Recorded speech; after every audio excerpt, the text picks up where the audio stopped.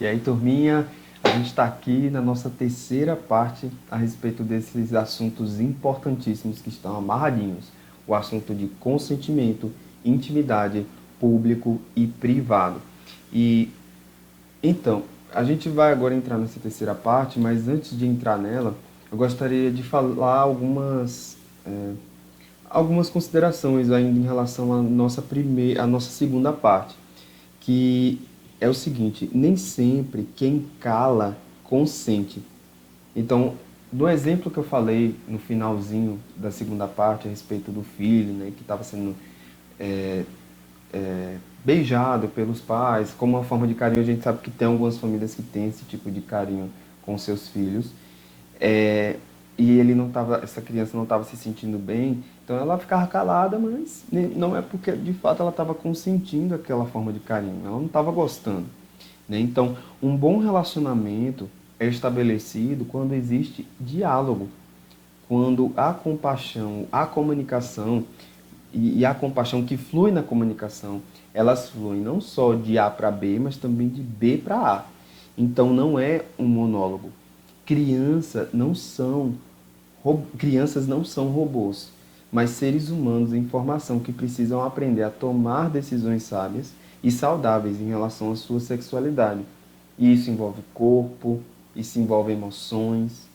Além disso, outros questionamentos podem ser feitos também para situar a criança nesse assunto de consentimento, nesse diálogo sobre consentimento. Por exemplo, você perguntar para a criança: o que você gosta que papai e mamãe, ou seja, ou seu irmão, ou sua irmã, ou seu primo ou prima faça com você?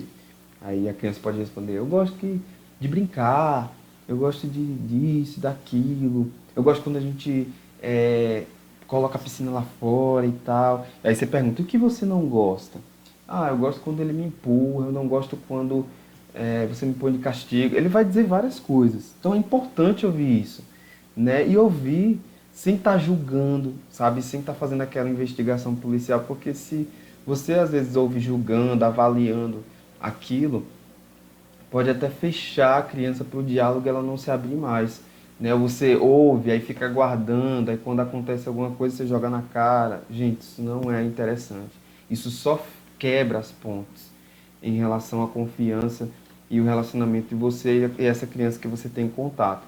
Eu sugiro que você leia um livro muito, mas muito bom. Eu li ele a primeira vez e estou lendo pela segunda vez já. Comunicação Não Violenta, de Marshall Rosenberg. Vou mostrar aqui a capa dele para você. Sugiro que você adquira ele, compre, faça as anotações, tem partes práticas lá. É um livro fantástico e riquíssimo, que tem não só teoria, mas prática e validação. Aqui, é esse livro aqui, ó. Ele tem essa capa laranjinha, amarela, tá vendo? Marshall Rosenberg. Então, indico para você adquirir, certo? E pôr em prática, porque isso dá para não só você aplicar nos seus relacionamentos gerais, mas também com a criança. Isso é prevenção também ao abuso sexual e principalmente emocional, ok? Então, é, vamos continuar aí, vamos entrar nessa parte 3 desses 4 conceitos. Então, consentimento. Quando a gente está falando sobre o conceito de consentimento, um outro conceito que está amarradinho com esse aí é o tal do limite de contato. O que é o limite de contato? Eu coloquei aqui nas minhas palavras que sintetiza bem, que até que ponto eu posso ir em relação ao corpo do outro, né? E como funciona isso na prática? Use frases como: você pode abraçar, mas pode fazer isso bem apertado até doer na outra pessoa? Não, não pode.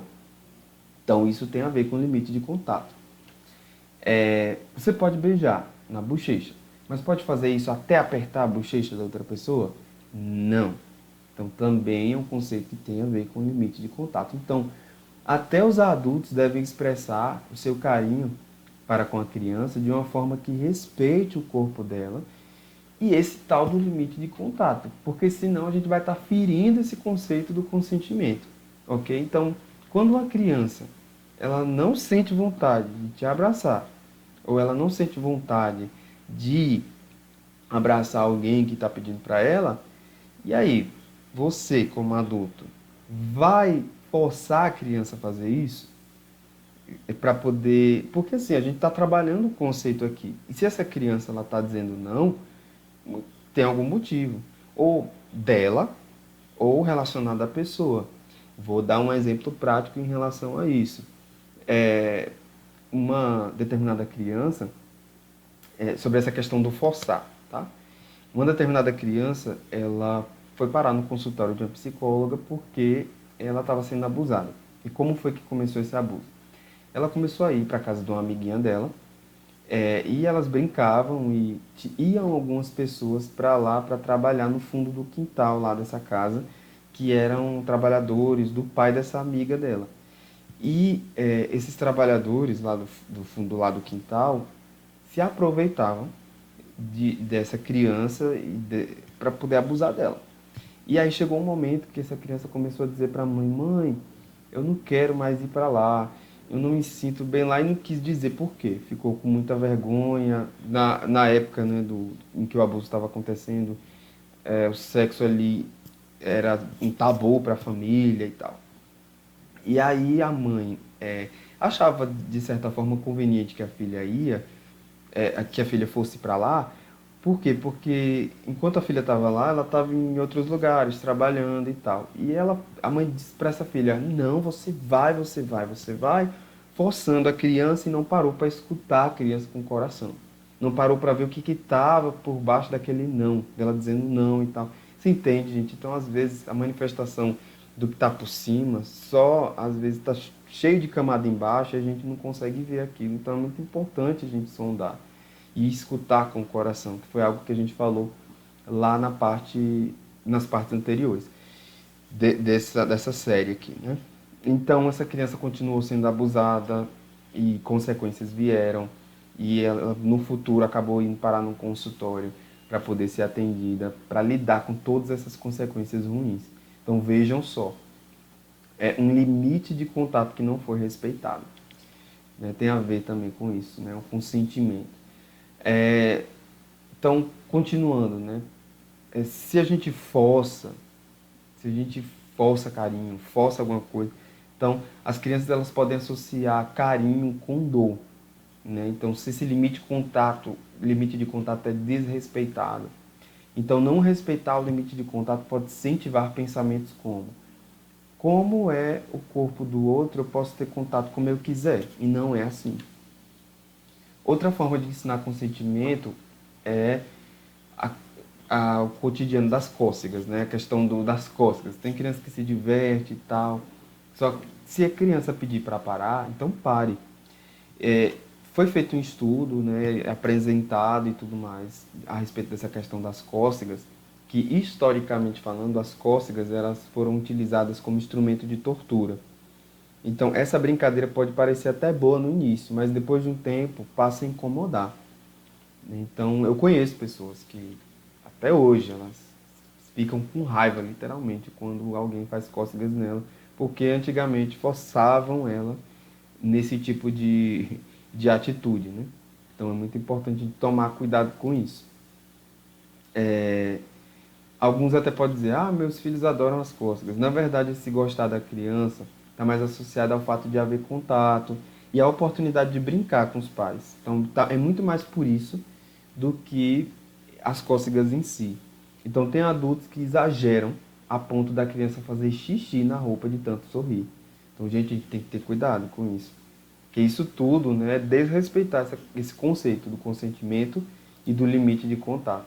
Então, não é porque a criança está sorrindo que a cócega necessariamente está fazendo bem.